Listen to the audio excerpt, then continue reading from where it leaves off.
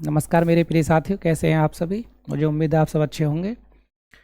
इस चैनल को बनाने का हमारा उद्देश्य क्या है वो आपको मैं इससे पहले बता चुका हूं, और इससे पहले मैं आपको पॉलिटी के लगभग 3 लेक्चर करा चुका हूं एमसीक्यू के माध्यम से। एमसीक्यू के माध्यम से मेरा मतलब ये है कि मानो मैं एक प्रश्न करा रहा हूं, उसकी व्याख्या इस तरह से कर रहे हैं कि 3 से 4 प्रश्न आपके साथ और होते चलें। ठीक है, तो इसी क्रम में आज हमारे सामने जो लेक्चर है लेक्चर नंबर 4 है, और इसी में जितने भी क्वेश्चंस होंगे उन्हें देख लेते हैं, और क्वेश्चन के माध्यम से हम कॉन्सेप्ट क्लियर करते हुए चलेंगे। साथ में क्वेश्चन को टैकल करने की एक जो मतलब एक तरह से जो क्रिया होती है, प्रक्रिया होती है कि हम किस तरह से, अगर हमें हमसे कोई क्वेश्चन नहीं आ रहा है तो हम किस तरह से कर सकते हैं वो भी सीखते हुए चलेंगे। ठीक है, तो इसी क्रम में हम चलते हैं अपने आज के पहले प्रश्न की तरफ।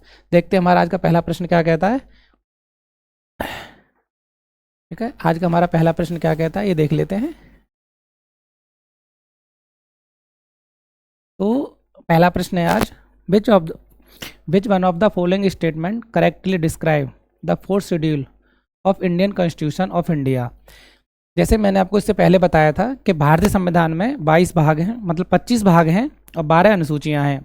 22 जैसे सीरीज के क्रम में देखोगे तो 25 हो गए हैं, पर वास्तविक रूप से 22 हैं। पर कभी प्रश्न आता है कि भारतीय संविधान में कितने भाग हैं, तो आप क्या कहोगे, भारतीय संविधान में 25 भाग हैं और 12 अनुसूचियां हैं।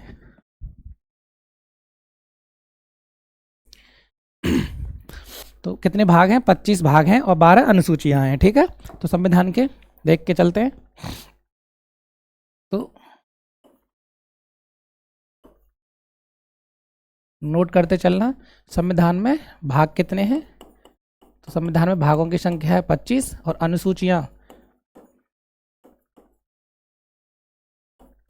अनुसूचियों की संख्या कितनी है, 12। ठीक है, इसी तरह से जो 25 भाग हैं, इन भागों में बताया गया है कि पहले भाग में क्या है, दूसरे भाग में क्या है, तीसरे भाग में क्या है, चौथे भाग में क्या है।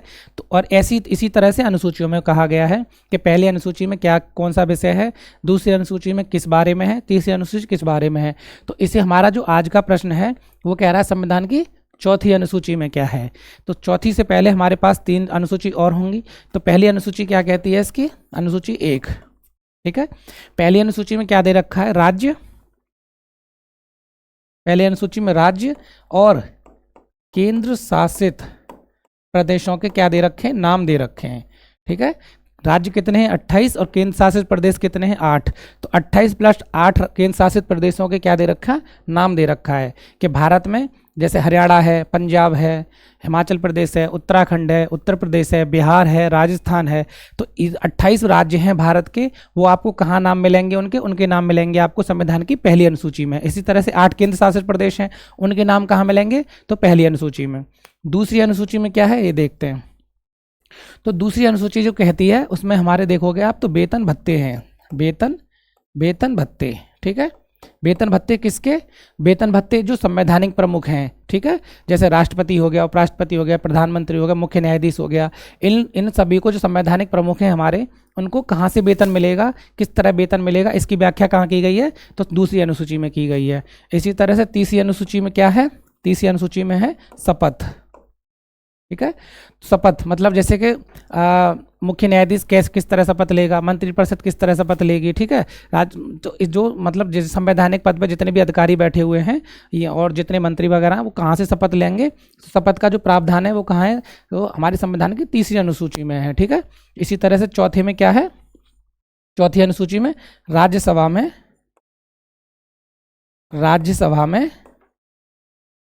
सीटों का आवंटन, राज्यसभा में सीटों का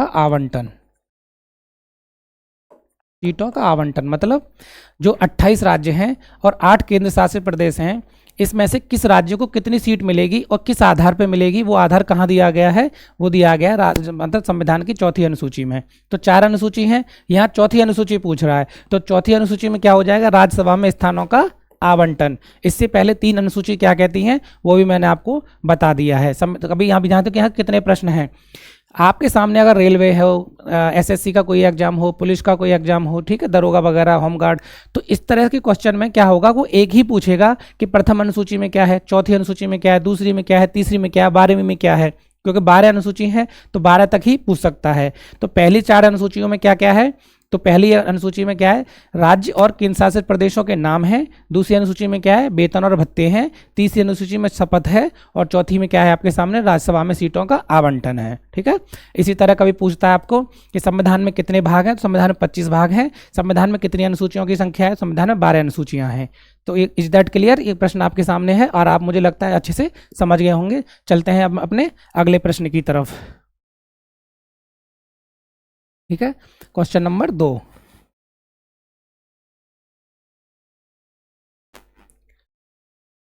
क्वेश्चन नंबर 2 क्या कह रहा है, which of the following are included the third schedule of the Indian constitution. कह रहा है संविधान की तीसरी अनुसूची में क्या प्रावधान है, कौन सी अनुसूची में, थर्ड शेड्यूल मतलब तीसरी अनुसूची। देखिए ये रहा, तीसरी अनुसूची में क्या दे रखा है, ये पूछ रहा है वो हमसे। अभी मैंने इससे पहले आपको क्या बताया था कि तीसरी अनुसूची में क्या है, शपथ। ठीक है, शपथ का मतलब कि भारत के जो संवैधानिक प्रमुख हैं, जिनमें आप देखोगे मंत्रिपरिषद हो गई, या फिर मुख्य न्यायाधीश हो गए, हाई कोर्ट के न्यायाधीश हो गए, महाधिवक्ता हो गए, महान्यायाधीश, ये सब कहाँ से शपथ लेंगे, तो ये कहाँ पे आपको इसमें बताया गया है, संविधान की तीसरी अनुसूची में। ठीक है, जो तीसरी अनुसूची में निम्न में क्या उपस्थित है, देख पूछ रहा है। तो संघ के मंत्री की शपथ यहाँ मिलती है, उच्चतम न्यायालय के मुख्य न्यायाधीश की मिलती है, संसद के सदस्य द्वारा ली जाने वाली शपथ भी मिलती है।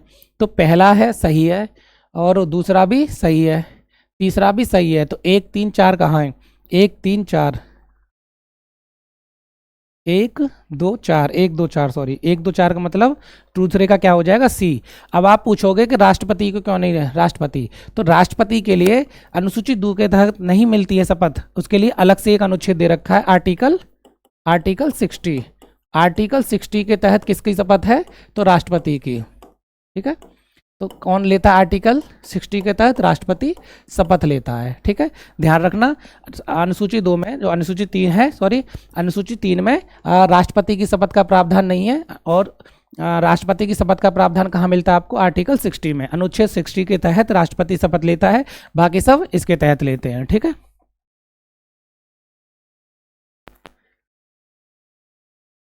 चलते हैं अपने अगले प्रश्न की तरफ। नेक्स्ट प्रश्न क्या कह रहा है, देखते हैं। If a new state is formed in the Indian Union, which of the following schedule would be require amendment? देखिए, इससे पहले मैं आपको बता चुका था, 4 अनुसूचियों की परिभाषित कर चुका था, जिसमें पहली अनुसूची क्या कह रही थी कि भारत में राज्य और केंद्र शासित प्रदेशों के नाम कहाँ मिलते हैं, पहली अनुसूची में। अगर हम राज्यों के किसी नाम में परिवर्तन करेंगे, केंद्र शासित नामों के परिवर्तन करेंगे कुछ भी, तो सबसे पहले आपको समझ में आ जाना चाहिए कि कहाँ पे चेंजेज होंगे, तो पहली अनुसूची में, क्योंकि राज्यों के नाम और केंद्र शासित प्रदेशों के नाम कहाँ दे रखे हैं, पहली अनुसूची में। तो पहली अनुसूची में दे रखे हैं, तो इनके संबंध में अगर कोई भी संशोधन होता है, परिवर्तन होता है, तो सीधी सी बात है पहली अनुसूची में भी परिवर्तन होगा। तो इसका मतलब क्या हो जाएगा, हमारा पहला शेड्यूल। ठीक है, तो प्रथम अनुसूची में परिवर्तन होगा यदि भारतीय संघ में एक राज्य का गठन होता है, गठन का मतलब एक नया राज्य शामिल होता है। तो जैसे अभी 28 नाम हैं, तो वहां कितने हो जाएंगे, 29 हो जाएंगे, या एक कम होता है तो 28 की जगह कितने हो जाएंगे, 27 हो जाएंगे। तो परिवर्तन कहाँ होगा, पहली अनुसूची में होगा।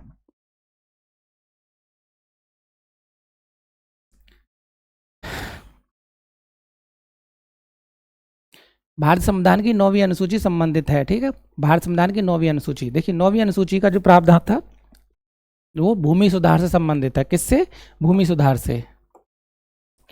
9वीं अनुसूची किससे संबंधित है, तो भूमि सुधार से। ठीक है, ये 9वीं अनुसूची किसके द्वारा, तो पहले संविधान संशोधन, प्रथम संविधान संशोधन अधिनियम द्वारा 1951। ठीक है, तो प्रथम संविधान संशोधन अधिनियम 1951 के द्वारा 9वीं अनुसूची जोड़ी गई थी, और इसमें प्रावधान किया गया था कि भूमि सुधारों से जितने भी संबंधित कानून हैं इसमें डाल देते थे, ताकि उनको संवैधानिक सुरक्षा प्रदान की जाए। ऐसे कानूनों को पहले क्या होता, सुप्रीम कोर्ट में चैलेंज नहीं किया जा सकता था, हालांकि अब तो चैलेंज किया जा सकता है, पर पहले नहीं किया जा सकता जब ये 1951 में अधिनियम बना था। ठीक है, तो पहले संविधान संशोधन अधिनियम 1951 द्वारा संविधान में 9वीं अनुसूची जोड़ी गई, जो भूमि सुधारों से संबंधित है। ये क्यों जोड़ी गई थी, इसलिए क्या, ताकि देखिए देश के विकास के लिए क्या होता है, जमीन की आवश्यकता होती है। पहले जमीन पहले क्या था, संपत्ति का अधिकार क्या था, मौलिक अधिकार था, इसलिए वहां से मौलिक अधिकारों को हटाकर कहाँ 300 का में कानूनी अधिकार बनाया गया ताकि आप सुप्रीम कोर्ट ना जा पाओ। इसीलिए ये अनुसूची जोड़ी गई थी, क्योंकि जब तक हमको जमीन नहीं मिलेगी आप इंडस्ट्री कैसे डेवलप करोगे, एयरपोर्ट कैसे बनाओगे, कोई भी कंपनी कैसे लगाओगे। इसलिए भूमि सुधारों से जितने भी संबंधित कानून थे वो इसमें डाल देते थे और सर्वोच्च न्यायालय को इसमें चुनौती नहीं दी जा सकती थी। ठीक है, हालांकि अब तो दी जा सकती है, पहले नहीं दी जा सकती थी।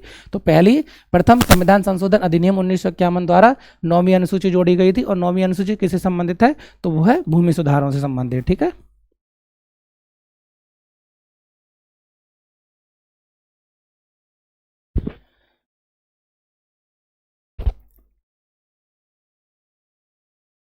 क्वेश्चन नंबर 5 अभी दे रखे हैं आपके सामने, केंद्र सूची, राज्य सूची, संवर्ती सूची और अवशिष्ट सूची पूछ रहा है मैचिंग में।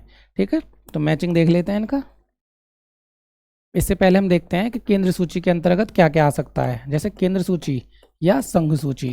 ठीक है, तो इसके अंतर्गत 100 विषय हैं, जिनमें से लगभग आपको बैंकिंग, ठीक है, बैंकिंग, रेलवे, रक्षा, बैंकिंग, रेलवे, रक्षा, इस तरह से जो इंपॉर्टेंट विषय हैं आपको वहाँ देखने को मिलेंगे। ऐसे ही राज्य में, राज्य के अंतर्गत आपको कौन से विषय देखने को मिलते हैं, तो पुलिस,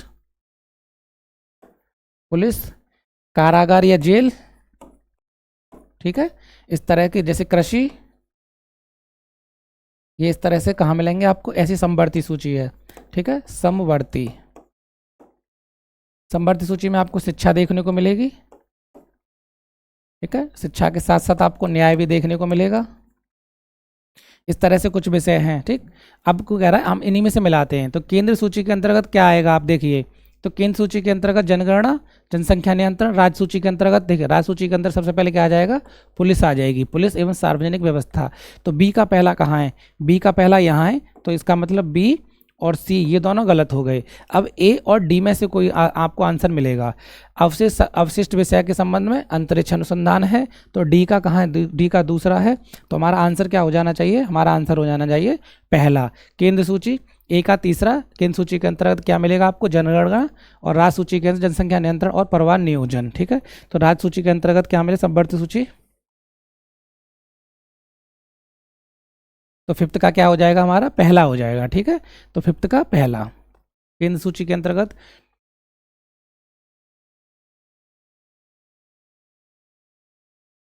जनगणना, और ठीक, तो फिफ्थ का कौन सा हो जाएगा, हमारा पहला हो जाएगा, केंद्र सूची, जनगणना। ठीक है, और राज्य सूची जनसंख्या नियंत्रण, समवर्ती सूची जनसंख्या नियंत्रण।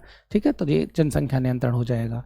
राज्य सूची वो हो गया। इस तरह से हमारा आंसर क्या हो जाएगा, हमारा आंसर हो जाएगा फिफ्थ का ए। ठीक, चलते हैं अपने अगले प्रश्न की तरफ। अब देखिए इसमें क्या है, देखिए केंद्र सूची में जो विषय शामिल होते हैं उन पे कानून बनाने का अधिकार किसको होता है, संसद को होता है। राज्य सूची में जितने विषय शामिल होते हैं उसमें कानून बनाने का अधिकार किसको होता है, राज्य को होता है। पर समवर्ती सूची में जो विषय शामिल होते हैं, तो समवर्ती सूची में अगर कोई विषय शामिल है तो उस पर कानून बनाने का अधिकार राज्य और केंद्र दोनों को होता है। यद्यपि अगर कभी टकराव होता है तो केंद्र द्वारा बनाया गया कानून प्रभावी होगा, राज्य द्वारा प्रभावी नहीं होगा। ठीक है, चलते हैं अपने अगले प्रश्न की तरफ। फिफ्थ का ए, क्वेश्चन नंबर 6, भारतीय संविधान की अनुसूची 12, ठीक है, अनुसूची 12 में नगरपालिका के लिए कितने पद दिए गए हैं, कितने विषय दिए गए हैं, तो इसमें आपका आंसर हो जाएगा 18। ठीक है, तो ये क्या, 74वें संविधान संशोधन 1992, ध्यान रखना 74वां संविधान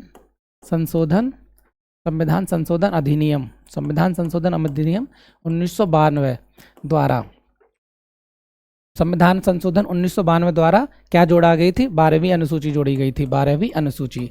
और ये 12वीं अनुसूची किससे संबंधित है, तो ये है नगरपालिका से संबंधित। ठीक है, नगरपालिका से संबंधित। और नगरपालिका को इसमें कितने विषय दिए गए हैं, तो 18 है, मतलब 18 विषयों पे नगरपालिका इससे संबंधित कार्य करते हैं, जिसमें आपको देखोगे सड़क निर्माण, पुल निर्माण, पानी, स्वच्छ पानी। ठीक है, इस तरह से जो महत्वपूर्ण विषय हैं, शहर की स्वच्छता, तो ये सब कहाँ पे आपको नगरपालिका में देखने को मिलेंगे। ठीक है, तो आंसर क्या हो जाएगा, सिक्स्थ का ए। सिक्स्थ का कौन सा आंसर हो जाएगा, सिक्स्थ का आंसर हो जाएगा A. Question number 7। Question number 7 क्या कह रहा है देखते हैं। आपको एक तरफ सूची दे रखी है, दूसरी तरफ संबंधित विषय दे रखे हैं। ऐसे प्रश्न में क्या होता है, मैचिंग में आपको ध्यान रखना है। मैं आपको फिर बता रहा हूँ कि अगर आपके पास 1 से 2 आंसर हैं तो आप आंसर सही कर ले जाते हो, चाहे चारों पता ना हो। इसलिए मैचिंग वाले प्रश्न आसान होते हैं, लगते हमको कठिन है। जैसे भाग 1 है, तो भाग 1 में मैंने आपको पहले बताया था संघ और उसका राज्य क्षेत्र के बारे में बताया गया। तो भाग 1 में क्या है, संघ एवं उसका राज्य क्षेत्र। तो ए का चौथा देखते हैं। ए का चौथा कहाँ है, बी, सी और डी में। इसका मतलब ए तो हमारा गलत हो गया। भाग 2 में क्या है, भाग 2 में नागरिकता है। तो बी का पहला, तो बी का पहला कहाँ, यहाँ पे। इसका मतलब बी भी गलत हो गया। सी और डी में से हमको आंसर मिलेगा। भाग 3 में क्या है, भाग 3 में मौलिक अधिकार है। तो भाग 3 मतलब सी का दूसरा, सी का दूसरा आपको कहाँ है, ये आंसर क्या हो जाएगा हमारा, डी। भाग 4 में आपको नीति निर्देशक तत्व मिलेंगे। तो इस तरह से आपका आंसर कौन सा हो जाता है, डी। तो 7th का कौन सा आंसर है, 7th का हो गया डी। ठीक है, तो 7th का कौन सा, डी आंसर हो गया। तो इसी तरह से ऐसे प्रश्न क्या होते हैं, ऐसे प्रश्न आसान होते हैं पर लगते हमको कठिन है, क्योंकि बड़ा प्रश्न हो जाता है ना, पर देखने में आसान, देखने में कठिन लगता है पर आसान प्रश्न होता है। अब इसी तरह से आप देखोगे तो ये लगभग आपके सामने 4 प्रश्न हैं। कैसे, अगर कोई छोटा एग्जाम होगा, वनडे एग्जाम होगा, तो उसमें डायरेक्ट पूछ लेगा कि संविधान के भाग 1 में क्या प्रावधान है। तो संविधान के भाग 1 में संघ और उसका राज्य क्षेत्र के बारे में बताया गया है। इसी तरह संविधान के भाग 2 में क्या है, मैंने आपको क्या बोला था कि भारत के संविधान में 25 भाग हैं और 25 भाग के अंतर्गत प्रत्येक के बारे में बताया गया कि किस भाग में कौन सा विषय शामिल है। तो उसी में से 4 भाग आपको यहाँ देखने को मिलते हैं। तो पहले भाग में क्या है, संघ और उसका राज्य क्षेत्र के बारे में बताया गया है। दूसरे भाग में नागरिकता के बारे में बताया गया है। तीसरे भाग में मौलिक अधिकारों के बारे में। और भाग 4 में किसके बारे में, तो भाग 4 में आपके बारे में नीति निर्देशक तत्वों के बारे में। इसी तरह से भाग 4 क में मौलिक कर्तव्यों के बारे में बताया गया है। ठीक है, तो इस तरह से मैंने आपको 5 बता दिए हैं, कभी आए तो आप इसमें से कर ले जाना।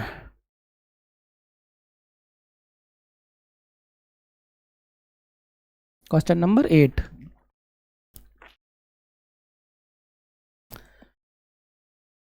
निम्नलिखित में से कौन सा सही है, पूछ रहा है सही है, ध्यान रखना, नहीं पूछा, सही है। तो संविधान का दूसरा भाग, मैंने अभी क्या बोला, संविधान का दूसरा भाग किससे संबंधित है, नागरिकता से। संविधान का तीसरा भाग कौन, संविधान का दूसरा भाग नागरिकता से, तीसरा भाग मौलिक अधिकारों से, संविधान का चौथा भाग, अभी मैंने थोड़ी देर पहले क्या बोला था आपको, भाग 1 किससे संबंधित है, संघ और उसका राज्य क्षेत्र। संघ और उसका राज्य क्षेत्र, संघ और उसका राज्य क्षेत्र। भाग 2 नागरिकता।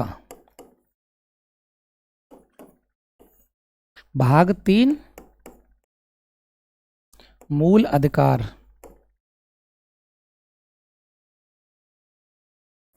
भाग 4 राज्य के नीति निर्देशक तत्व, डीपीएसपी। भाग 4 किससे करता है, मौलिक कर्तव्य। भाग 4 का किससे संबंधित है, मौलिक कर्तव्य से। ठीक है, इसी में से अब देख लेते हैं।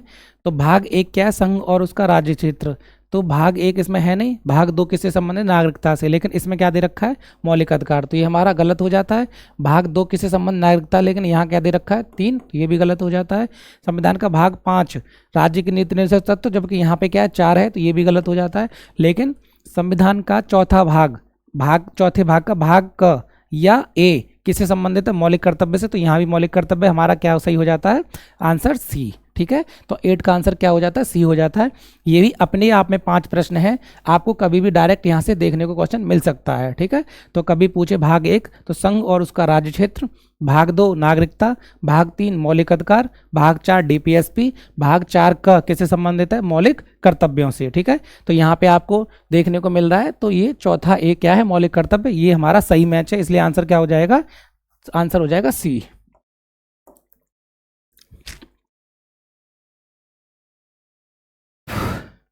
Which part of the Indian Constitution deal with the financial relation between the center and the states? Bharat संविधान का कौन सा भाग केंद्र और राज्यों के मध्य वित्तीय संबंधों का विवरण प्रस्तुत करता है। ठीक है, तो ये करता है भाग 12। सीधा सीधा प्रश्न है। तो भाग 12 क्या करता है, केंद्र और राज्यों के बीच केंद्र और राज्यों के बीच क्या है, वित्तीय संबंधों का विवरण प्रस्तुत करता है। कौन सा, भाग 12, भाग 12, 10 का 9 का क्या हो जाएगा, 9 का हो जाएगा सी, 9th का सी।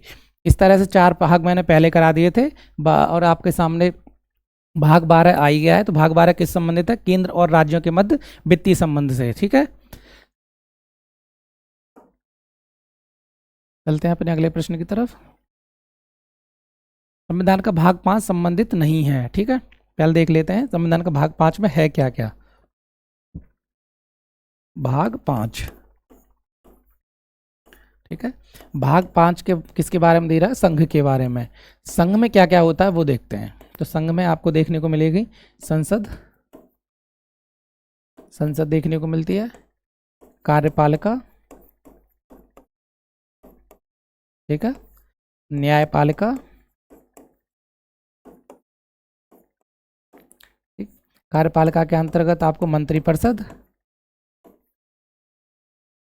ठीक है, मंत्रिपरिषद। न्यायपालिका के अंतर्गत आपको मुख्य न्यायाधीश, और न्यायाधीश। संसद के अंतर्गत आपको देखने को क्या मिलेगा, राष्ट्रपति, क्योंकि इसका भी भाग है और इसका कार्यपालिका का भी भाग है। ठीक है, कार्यपालिका में भी राष्ट्रपति आता है, इसका भी भाग है इसके। तो इस तरह से आपको क्या मिलेगा, लोकसभा राज्यसभा के अध्यक्ष देखने को मिलेंगे, कैग मिलेगा, नियंत्रण एवं महालेखा परीक्षक, नियंत्रक एवं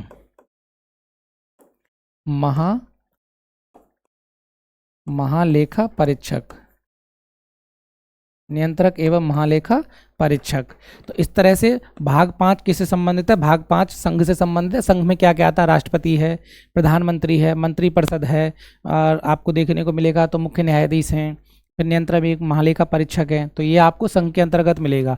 आपको पूछ रहा है 5 से संबंधित नहीं है पूछ रहा है। ठीक है, तो संघ की कार्यपालिका से सही है, संसद से सही है, भारत के नियंत्रक लेखा परीक्षक सही है, लेकिन राज्यों की कार्यपालिका से संबंधित नहीं है। राज्य की कार्यपालिका से भाग 6 संबंधित है। ठीक है, भाग 6 में क्या क्या मिलता है आपको, राज्यपाल, मुख्यमंत्री। इसी तरह से आप देखोगे तो जो राज्य के अंतर्गत आएंगे वो आपको यहाँ पे देखने को मिलते हैं। जैसे मंत्रिपरिषद, उच्च न्यायालय भी इसी अंतर्गत आता है। क्या क्या देखने को मिलेगा भाग 6 में, तो आपको राज्यपाल, मुख्यमंत्री की मंत्रिपरिषद और उच्च न्यायालय। ठीक है, तो ये समझ में आ गया। चलते हैं अपने अगले प्रश्न की तरफ।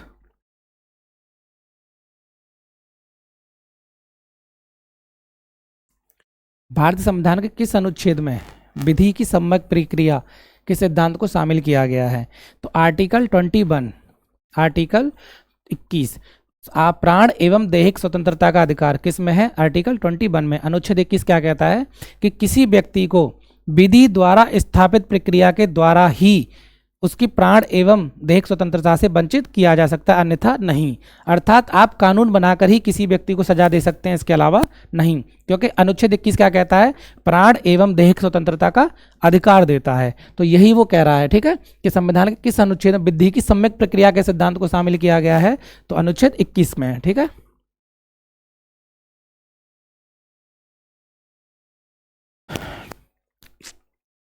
भारत संविधान के अनुच्छेद 25 में प्रयुक्त हिंदू शब्द निम्नलिखित में से किस एक को सम्मिलित करता है,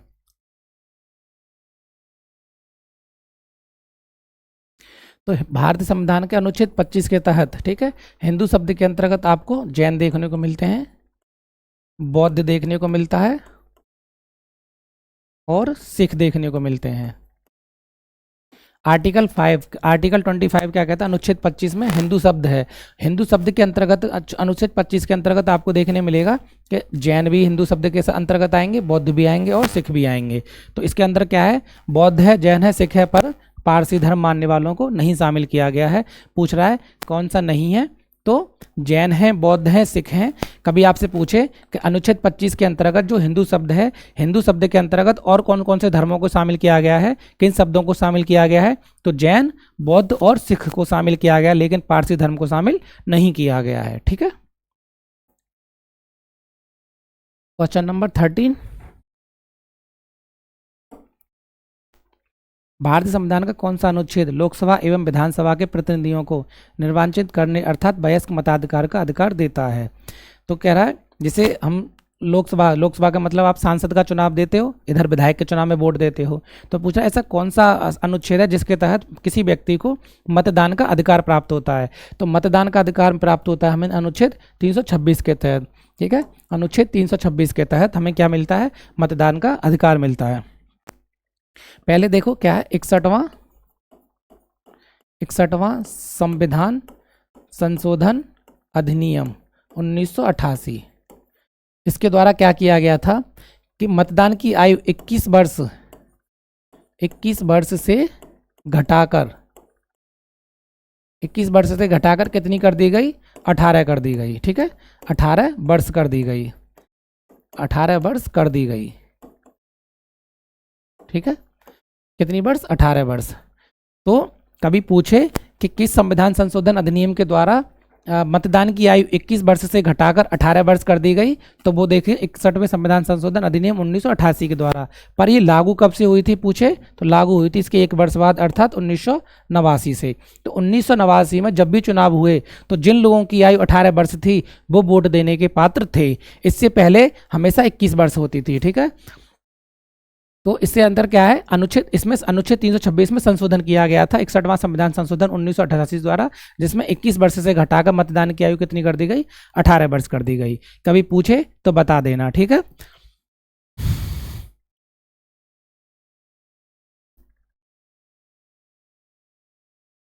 क्वेश्चन नंबर 14, निम्नांकित में से कौन सा सुमेलित नहीं है।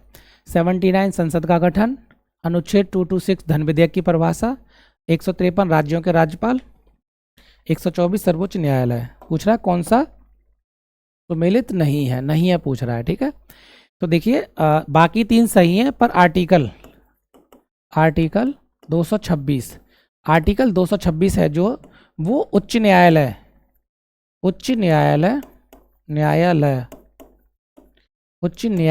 को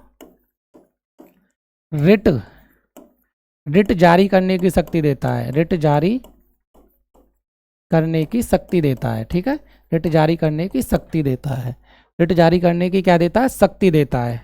इधर लिख देता हूँ, रिट जारी करने की शक्ति। ठीक, और इसमें क्या कह रहा है, धन विधेयक। तो धन विधेयक को अनुच्छेद 110, तो अनुच्छेद 110 में धन विधेयक को परिभाषित किया गया है। अनुच्छेद 110 में धन विधेयक को परिभाषित किया गया है।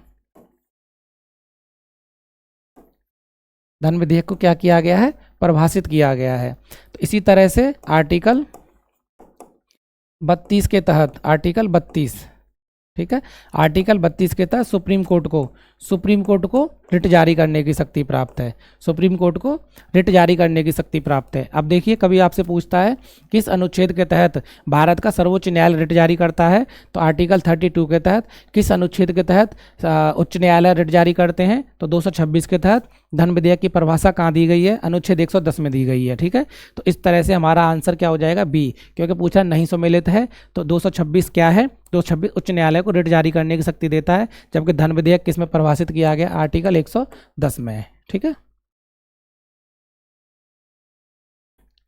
अनुच्छेद 110।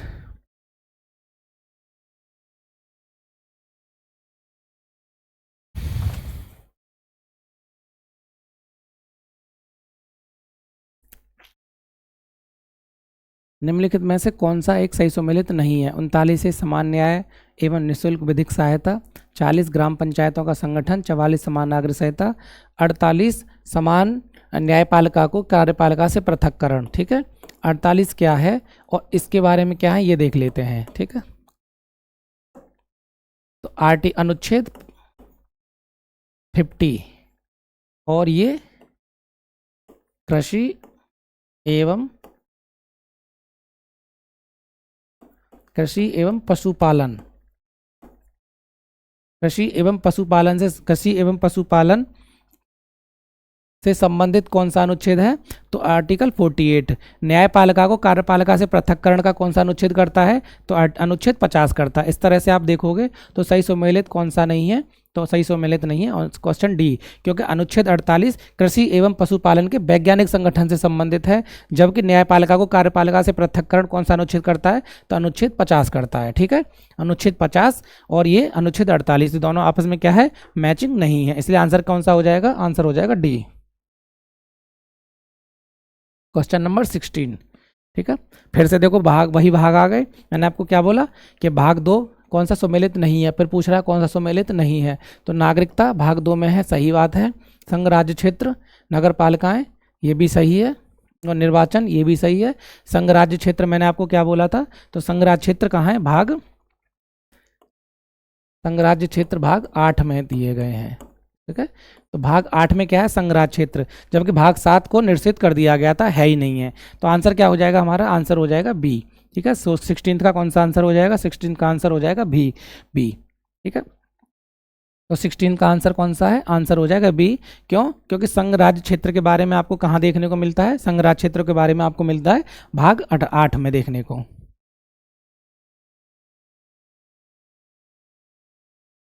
अब कह रहा है भारतीय संघ के निम्न राज्यों के सृजन अथवा उन्हें पूर्ण राज्य का दर्जा दिए जाने का सही कालानुक्रम बताइए। तो आंध्र प्रदेश को कब दिया गया था? 1953 में। मतलब ये कह रहा है कि आज़ादी के बाद भारत के जितने राज्य गठित हुए थे वो कौन सी सन में गठित हुए, उस आधार पे उन्हें क्रम में लगाइए। ठीक है, तो 1953 में आंध्र प्रदेश गठित हुआ था। नागालैंड कब गठित हुआ था? तो नागालैंड गठित हुआ था हमारा 1963 में। महाराष्ट्र 1960 में। हरियाणा 1966 में। ठीक है, हरियाणा 1966 में। अब इसी तरह से गठित लगा दो। तो सबसे पहले आंध्र प्रदेश 1, फिर दूसरा महाराष्ट्र, तो 1 3 1 3 2 4 1 3 2 4 कहाँ है? आंसर क्या हो जाएगा हमारा? 17 का ए हो जाएगा, 17 का ए। ठीक है, आंध्र प्रदेश का गठन कब हुआ था? 1953 में। नागालैंड का कब हुआ था? तो नागालैंड का 1963 में, हरियाणा का 1966 में और महाराष्ट्र का 1960 में। ठीक है, तो सबसे पहले हमारा आंध्र प्रदेश आ जाएगा, फिर दूसरे पे क्या आ जाएगा? महाराष्ट्र आ जाएगा, तीसरा फिर नागालैंड कहाँ आएगा? दूसरा, फिर हरियाणा चौथा। तो इस तरह से आप देखोगे तो इसका सही क्रम हो जाता है। ठीक है, फिर से ऐसे ही प्रश्न आ गए। ये प्रश्न आपके लिए बहुत सही है। क्यों? कभी आपको डायरेक्ट पूछ सकता है कि उत्तराखंड का गठन कब किया गया था। कभी आपको अरुणाचल पूछ सकता है, झारखंड पूछ सकता है, गोवा पूछ सकता है। तो उत्तराखंड का गठन कब किया गया था ये देख लेते हैं। तो उत्तराखंड का किया गया था हमारा 9 नवंबर 2000। ठीक है, अरुणाचल प्रदेश 20 फरवरी 1987। झारखंड 15 नवंबर 2000। गोवा 20 मई 1987। ठीक है, तो अभी इस तरह से लगा के देखते हैं। तो सबसे पहले हमारा कौन सा राज्य दिख रहा है आपको? तो सबसे पहले दिख रहा है 20 फरवरी 1987। ठीक है, तो सबसे पहले अरुणाचल प्रदेश। अरुणाचल प्रदेश कौन सा है? 2। तो आपका सबसे आसान तरीका तो यही है, डी आंसर हो गया सीधा। क्योंकि अरुणाचल प्रदेश के बाद फिर आपका होगा गोवा 4, फिर आपका देखने को मिलेगा उत्तराखंड 1, फिर झारखंड का सबसे बाद में हुआ है तो झारखंड आपको 3 पर दिख जाएगा। कभी डायरेक्ट पूछ सकता है आपसे कि अरुणाचल प्रदेश का गठन कब किया गया था। तो अरुणाचल प्रदेश का 20 फरवरी 1987 को। कभी पूछे झारखंड का तो झारखंड 15 नवंबर 2000 को, उत्तराखंड का 9 नवंबर 2000 को, ऐसे छत्तीसगढ़ का 1 नवंबर 2000 को। ठीक है, और गोवा का 30 मई, गोवा का 20 मई 1987 को। ठीक है, गोवा का गठन कब किया गया था? तो गोवा का गठन किया गया था आपका 20 मई 1987 को, 30 मई 1987। ठीक है, तो गोवा का गठन कब किया गया था आपका? गोवा का गठन, ठीक है, 30 मई 1987 को।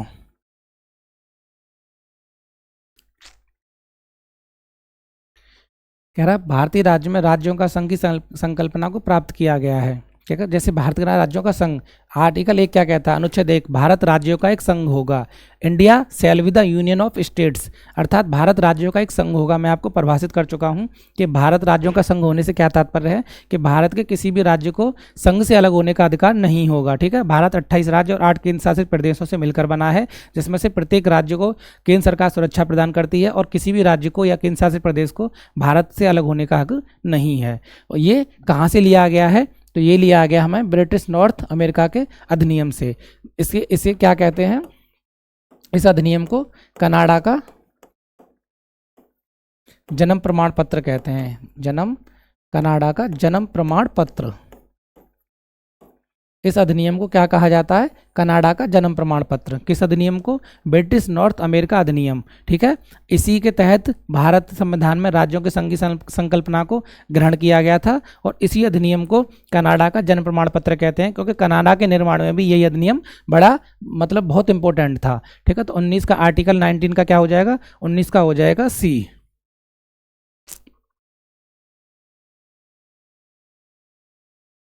Question number 20। ठीक है। क्वेश्चन नंबर 20 देखते हैं क्या कह रहा है।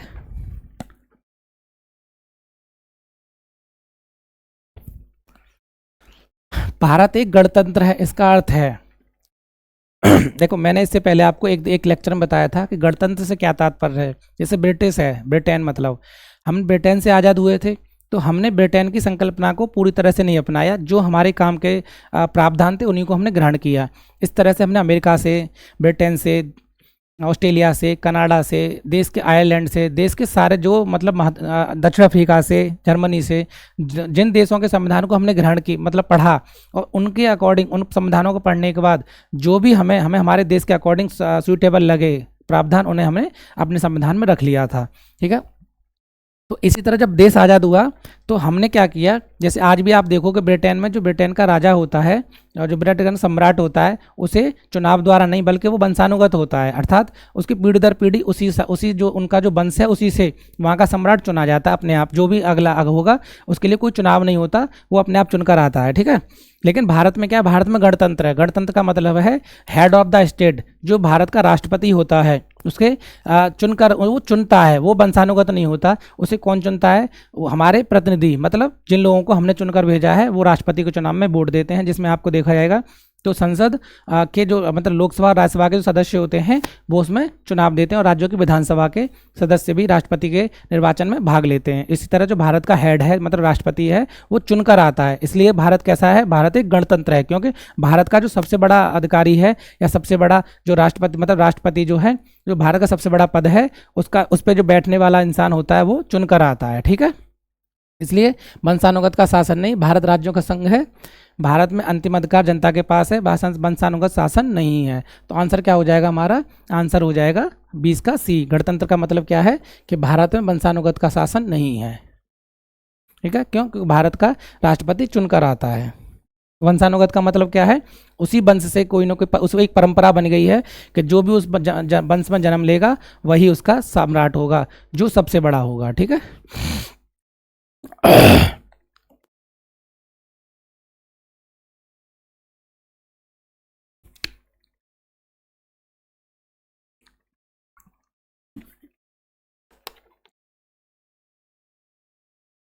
भारत कह रहा है नीचे दिए गए कूट का प्रयोग करके सही उत्तर चुनिए। कैसा उत्तर, सही उत्तर। भारत संघ नहीं है, क्या कह रहा है, भारत संघ नहीं है, पहला कथन है। कारण कह रहा है किसी भी राज्य का राज्य क्षेत्र, सीमा, नाम उसकी सहमति के बिना भी परिवर्तन करने की संघीय शक्ति किसको है, संसद को है। अच्छा, आपको मैंने अभी थोड़ी देर पहले बताया था कि भारत राज्यों का क्या है, एक संघ है। ठीक है। India shall be the union of states, ये आर्टिकल 1 कहता है। यहाँ क्या कह रहा है कि भारत राज्यों का एक संघ नहीं है। तो हमारा पहला कथन क्या हो जाता है, गलत हो जाता है। किसी भी राज्य का, जैसे उत्तर प्रदेश है अपना, ठीक है, अगर उत्तर प्रदेश के राज्य में कोई परिवर्तन करना होगा तो इस राज्य से उसकी सीमा में परिवर्तन करना हो, मतलब मानो कि उस उत्तर प्रदेश के किसी क्षेत्र से आवाज़ उठती है कि हमें अलग राज्य का दर्जा दिया जाए, तो ये अलग राज्य का दर्जा देने की शक्ति किसके पास है, तो वो है संसद के पास। ठीक है।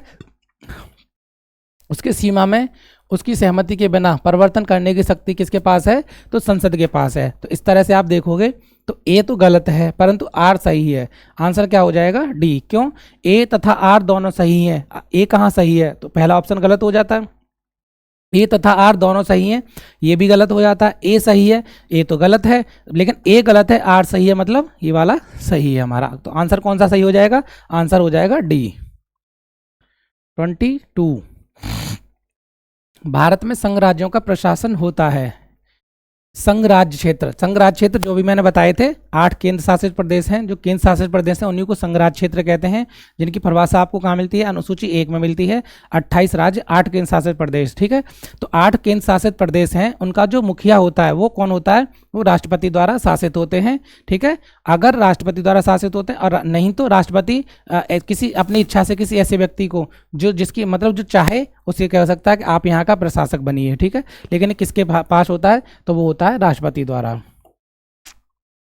भारत में संघ राज्यों का प्रशासन कौन होता है? तो वो होता है राष्ट्रपति। ठीक है, चलते हैं अपने अगले प्रश्न की तरफ।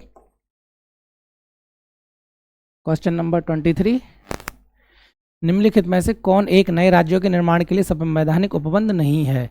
किसी राज्य का क्षेत्र बढ़ाकर, किसी राज्य का क्षेत्र घटाकर, किसी राज्य का नाम परिवर्तन करके, किसी एक राज्य का संघ राज्य क्षेत्र में शामिल कर सकेगा। देखिए आर्टिकल 3 अनुच्छेद 3 ध्यान रखना, अनुच्छेद 3, अनुच्छेद 3 क्या कहता है?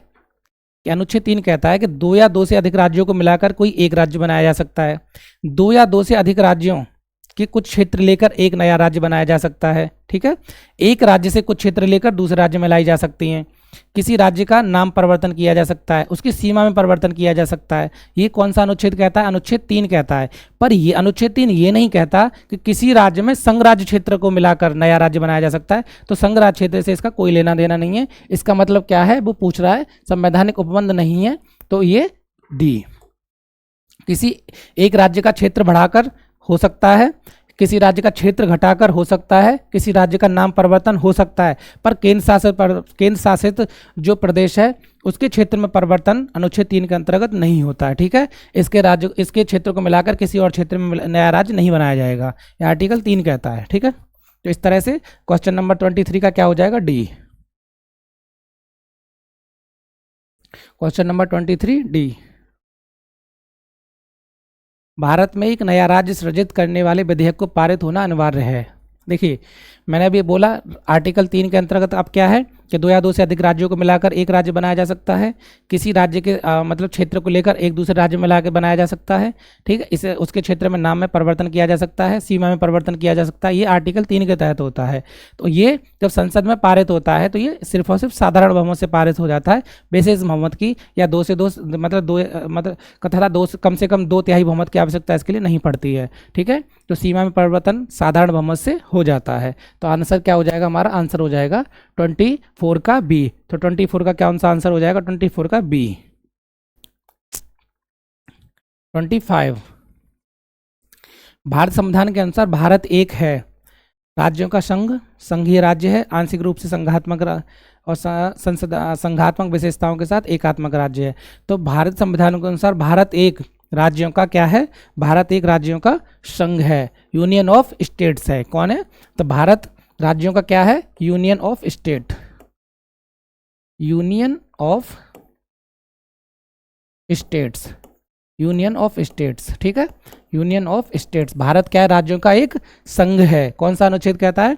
अनुच्छेद 1, अनुच्छेद 1 आर्टिकल 1 भारत राज्यों का एक संघ होगा। ये कौन सा कहता है? अनुच्छेद 1 कहता है। तो भारतीय संविधान के अनुसार भारत एक है, राज्यों का संघ। किस अनुच्छेद के अंतर्गत? अनुच्छेद 1 के अंतर्गत भारत क्या है? राज्यों का एक संघ है, जिसमें 28 राज्य और 8 केंद्र शासित प्रदेश आपको देखने को मिलते हैं।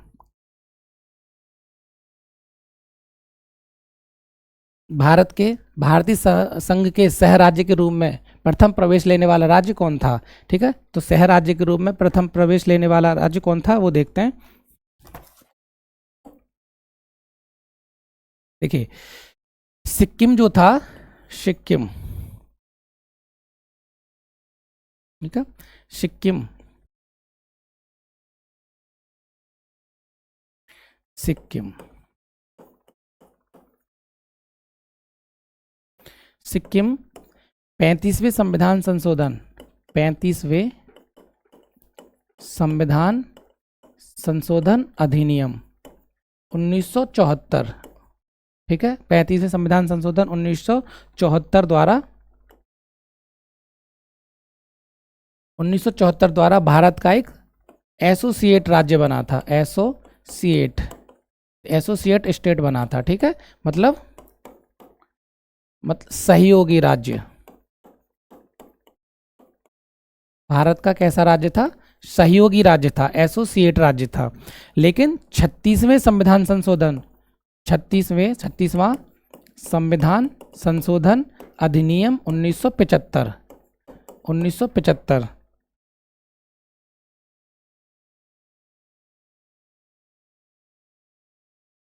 अधिनियम 1975 के द्वारा इसे भारत का एक 22वां राज्य बना दिया गया, भारत का 22वां राज्य बना दिया गया, अर्थात पूर्ण राज्य बना दिया गया भारत का, जैसे बाकी राज्य हैं, पूर्ण राज्य का दर्जा दिया गया, ठीक है, तो 22वां राज्य बना दिया गया। तो भारतीय संघ के सह राज्य के रूप में प्रथम प्रवेश पाने वाला राज्य कौन था? सिक्किम था। तो सिक्किम को 35वें संविधान संशोधन अधिनियम 1974 के द्वारा एक सहयोगी राज्य के रूप में भारत में शामिल किया गया था, और 36वें संविधान संशोधन 1975 के द्वारा अर्थात एक साल बाद उसे भारत का एक पूर्ण राज्य बना दिया गया। और वो कौन सा राज्य था? भारत का 22वां राज्य था। सहयोगी राज्य क्या होते हैं? सहयोगी राज्य मतलब जो आंतरिक रूप से तो अपने स्वतंत्र हैं, पर उनके जो रक्षा भाग विदेशी हैं, मतलब विदेश मामले वगैरह जो हैं वो किसी दूसरे देश पर डिपेंड रहता है, अर्थात विदेश नीति उसकी दूसरे देश द्वारा संचालित होती है, ठीक। तो सिक्किम क्या था? 1974 तक एसोसिएट राज्य था भारत का, लेकिन 36वें संविधान संशोधन 1975 द्वारा इसे पूर्ण राज्य का दर्जा दिया गया और ये भारत का 22वां राज्य बना था।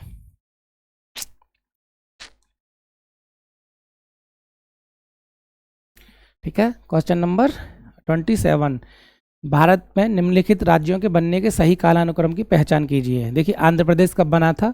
आंध्र प्रदेश बना था 1953 में, ठीक है। हरियाणा अभी देखा आपने 1966 में, सिक्किम अभी खुद ही देखा आपने 1975 में, ठीक है। हिमाचल प्रदेश कब बना था आपका? तो हिमाचल प्रदेश बना था 1971 में। हिमाचल प्रदेश कब बना था? 1971 में। हिमाचल प्रदेश 1971 में, ठीक। तो आंध्र प्रदेश 1953 में, हरियाणा 1966 में, सिक्किम 1975 में और हिमाचल प्रदेश 1971 में।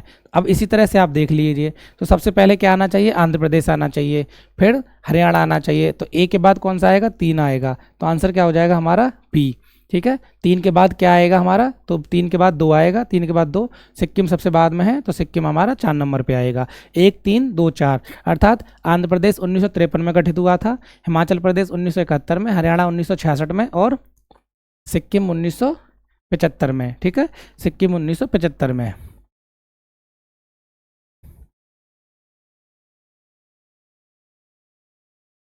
निम्नलिखित भारतीय राज्यों के निर्माण का कौन सा सही कालानुक्रम है? सही उत्तर के चयन हेतु नीचे दिए गए कूट का उपयोग कीजिए, ठीक है। तो छत्तीसगढ़ कब बना था? 1 नवंबर 2000 को। अरुणाचल प्रदेश 20 फरवरी 1987 को। झारखंड 15 नवंबर 2000 को। सिक्किम 1975 में, ठीक है। फिर से लगा लेते हैं क्रम में। तो इनमें आपको सबसे पहले कौन सा दिख रहा है? तो सबसे पहले आपको दिख रहा है हमारा बनता हुआ सिक्किम। तो सिक्किम कहाँ है हमारा? 4 नंबर पे है, ठीक है। सिक्किम क्या 4 नंबर पे? तो सबसे पहले अब देखिए ये गलत और ये गलत। अब हमारा ए और बी में से कोई एक सही होगा। तो सिक्किम 1975 में, इसके बाद आप देखोगे तो सबसे फिर आता है अरुणाचल प्रदेश। तो 4 के बाद 2, 4 के बाद 2 है, तो आंसर हमारा बी हो जाएगा, ठीक है। आंसर हमारा क्या हो जाएगा? आंसर हमारा बी हो जाएगा। क्यों?